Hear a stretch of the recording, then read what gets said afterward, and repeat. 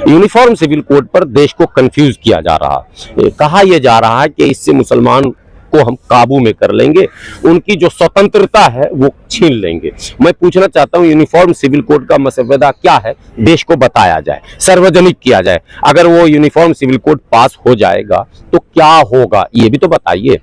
अगर नहीं बताएंगे तो कैसे समझ में आएगा? केवल ये कहेंगे कि अब्दुल को हम टाइट कर रहे हैं, ये बिल्कुल कहीं से उचित नहीं है।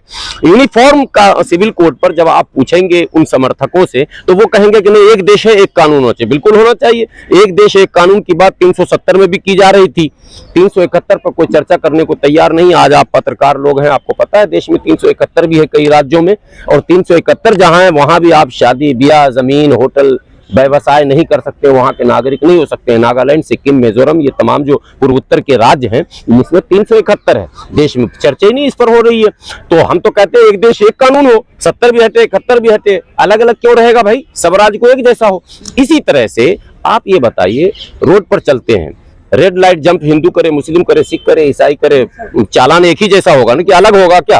कोई अगर ड्राइवरी लाइसेंस न दिखाएगा तो एक ही जैसा होगा, विदाउट हेलमेट जाएगा एक ही जैसा होगा, अपराध कुछ भी करेगा, क्राइम कुछ भी करेगा, एक ही जैसा उसको सजा मिलेगा। अब आ जाइए निजी, जिसको पर्सनल लॉ बोर्ड कहते हैं आप, पर्सनल कानून में इंटरफेयर, जो शादी ब्याह के मामले में, शादी ब्याह के मामले में आप एक जैसा कानून बना देंगे। जैसे कोर्ट में विवाह के लिए जाते हैं, एक लड़का होता है, लड़का एक लड़की होती है, 2 गवाह होता है, एक वकील होता है, यही तो होता है ना। जज साहब के सामने लिख पढ़ के बता दिया जी कबूल है, यस हो, नो, साइन कीजिए, चले जाइए। हम लोगों के यहाँ निकाह ऐसे ही होता है, बात समझ रहे हैं ना? हम लोगों के यहाँ निकाह जो होता है वो सिर्फ लड़का लड़की, काजी आपने सुना होगा कि लड़का लड़की राजी तो क्या करेगा, काजी वाला कहावत। तो यूनिफॉर्म सिविल कोड से तो हिंदू धर्म का नुकसान होगा। अग्नि कहाँ से लाइएगा, 7 फेरे कहाँ से कीजिएगा? एक जैसा कानून चाहिए ना भाई। तो शादी एक तरह की होगी ना, तलाक भी एक तरह का होगा, सारे मामले एक तरह के होंगे। तो सारे मामले जब सबके एक तरह के होंगे तो क्या आप हमको अग्नि पे फेरे लगाने के लिए बाध्य करेंगे? या फिर जो कानून भारत का है कि लड़का लड़की और वकील और यस मुझे पसंद है, इतनी ही बात, तो ये तो इस्लाम में पहले से है कि लड़का लड़की और वकील। पूछा आपको कबूल, आपने फिल्मों में आप लोगों ने देखा होगा, निकाह आपको कबूल है, बोला हाँ जी कबूल है, हो गया।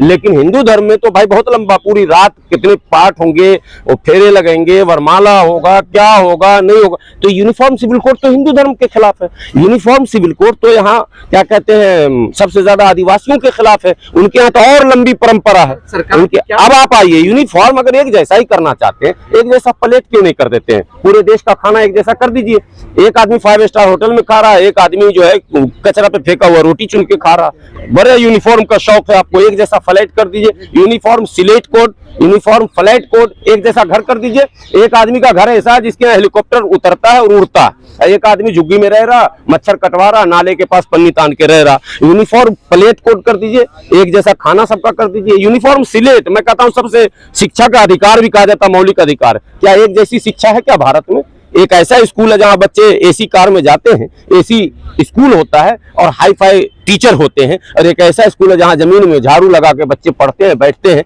ये क्या मामला, ये तमाशा है, दिग्भ्रमित किया जा रहा है। इसलिए इन मुद्दों को तो हम मुद्दा मानते हैं, नॉन इश्यूज हैं जिस पर देश को गुमराह किया जा रहा है। लेकिन सर ये सरकार जो कह रही है, ये आप बता रहे हैं कि इतनी समस्या आने वाली है, अलग अलग धर्म के मानने वाले लोग हैं, तो सरकार की मंशा क्या है यूनिफॉर्म सिविल कोड को? कुछ मंशा नहीं, वोट चाहिए, पोलराइज करना है, लोगों को मूर्ख बनाना है। उल्लू बनाएंगे बड़ा मजा आएंगे, सुने तो कोई आता था ना। तो ये ऐसे ही चलता, बंद कमरे में लोग ताली बजाते। एक वीडियो वायरल हुआ था, आपको याद होगा, जिसमें राष्ट्रीय तबला मनोज तिवारी जी भी थे और एक अभी भाजपा के वो भी राष्ट्रीय प्रवक्ता भी है राज्यसभा में, सुधांशु त्रिवेदी जी, और कई लोग दिख रहे थे उसमें। अंदर खाने लोग कह रहे थे नोटबंदी का, याद है ना, लाइन देशभक्त खड़े हैं लाइन में, वो जो धुन में पढ़ रहे थे, याद आया ना आपको? तो बंद कमरे में आज भी इन लोग गप करते हैं कि अच्छा खासा मूर्ख बनाया हमने, इस बार यूनिफॉर्म पे बनाएंगे, इस बार फला पर बनाएंगे, बस यही है, उल्लू बनाएंगे और बड़ा मजा आएंगे, यही चल रहा खेल। खेल जब समझेंगे, पढ़ना लिखना चाहिए, और ये पढ़ने लिखने नहीं दे रहे हैं। सरवर जी, आपने कहा कि जैसे आज माहौल है देश के अंदर, बीजेपी पे तमाम कहा जाता है लिंचिंग होती है इस राज्य के अंदर, आपने बताया कि कांग्रेस जब थी तब भी ये सब चल रहा था, तो ज्यादा कट्टर हिंदूवादी किसको देखते हैं आप, जो सरकार है? देखिए, मैं बीजेपी को कांग्रेस से अच्छा मानता हूँ, अच्छी है। हाँ, सॉफ्ट चीज जो है ना, आप लोग फिजिक्स केमिस्ट्री पढ़े होंगे, बायोलॉजी वगैरह, सॉफ्ट जो होता है वो बड़ा डेंजर चीज होता है। सॉफ्ट जो है वो डेंजर चीज है, हार्ड होना चाहिए। देशभक्त भी होइए, देश प्रेमी भी होइए और धार्मिक भी होइए। जो शुद्ध धार्मिक होगा ना वो गलत नहीं करेगा। टाइम का है ना वो 60 साल ये सॉफ्ट हिंदुत्व बोलते हैं। नहीं 60 साल में बड़ी लंबी कहानी है। 8 साल को 60 साल से डिवाइड करके भी निकालेंगे तब भी कांग्रेस के खाते में ज्यादा जुर्म जा रहा है। ये बात मैं कह रहा हूँ, पूरा डिवाइड करके हमने देख लिया कैलकुलेट करके। इसलिए कांग्रेस ये सॉफ्ट हिंदुत्व का चाल जो चल रही है ना, इससे इसको निकलना होगा। या तो से कोई सरासर मोम हो या संग हो जा, दुरंगी छोर एक रंग हो जा, ये मेरा संदेश है। अकेले मौलाना जी जो कांग्रेस को ऐसा बोल रहे हैं, बाकी सब तो सारे मौलाना बोलते हैं। मौलाना की मजबूरी है, उनके दिमाग में डाल दिया, जैसे हिंदुओं को दिमाग में डाल दिया गया है कि मियाँ को यही टाइट करेंगे, वैसे मियाँ के दिमाग में डाल दिया है कि मियाँ को इससे मुक्ति पानी पड़ेगी। मैं मुसलमानों को कहता हूं कि कार से गिरकर खजूर पर मत अटको और भाजपा के चक्कर में कांग्रेस को नहीं लाना है। हम जब लाएंगे तो ठोक बजाकर लाएंगे, वो तीसरे मोर्चे को लाएंगे।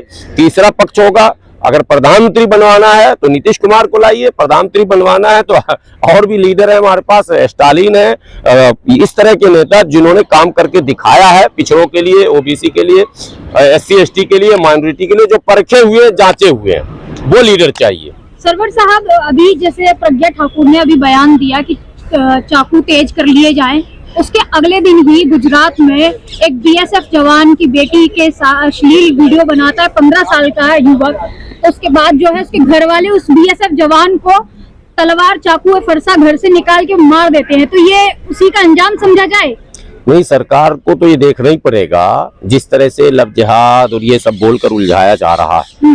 और देखिए, प्यार जो है नेचुरल चीज है, किसी का किसी से हो सकता है, कोई रोक नहीं सकता है। प्यार क्या नहीं जाता, हो जाता है। ये गाना आपने सुना होगा, ये हो जाता है। हिंदू से भी हो सकता है, मुस्लिम से भी हो सकता है, सिख से भी हो सकता है, ईसाई भी से हो सकता है, गोरे से भी हो सकता है, काले से भी हो सकता है। इसके लिए कोई शर्तें नहीं है। लेकिन आज पूरे देश को उलझाया गया है कि भाई लव जिहाद निकालो, इसको सीधा करना होगा, इसके लिए भी हथियार उठाना पड़े। बात बात पर हमारे देश में पुलिस है, सेना है, कानून है, पैरामिलिट्री फोर्सेज हैं, सारी चीजें हैं। ऊपर वाला का करम है कि क्या नहीं है हमारे देश में, तो हम क्यों लाठी उठाएंगे, हम क्यों तलवार उठाएंगे? तो हमारे पुलिस वाले भाई साहब क्या करेंगे? हम ही सब काम करेंगे। उनको लॉ एंड ऑर्डर उनको दिया गया ना ड्यूटी। लोग कहते हैं इस्लामोफोबिया पुलिस और इस तरह के तंत्रों में भी देखा जा रहा है।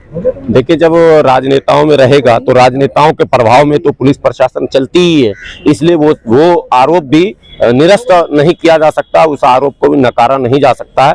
लेकिन अगर राजनेता दुरुस्त हो जाएंगे तो सब कुछ दुरुस्त कर लिया जाएगा।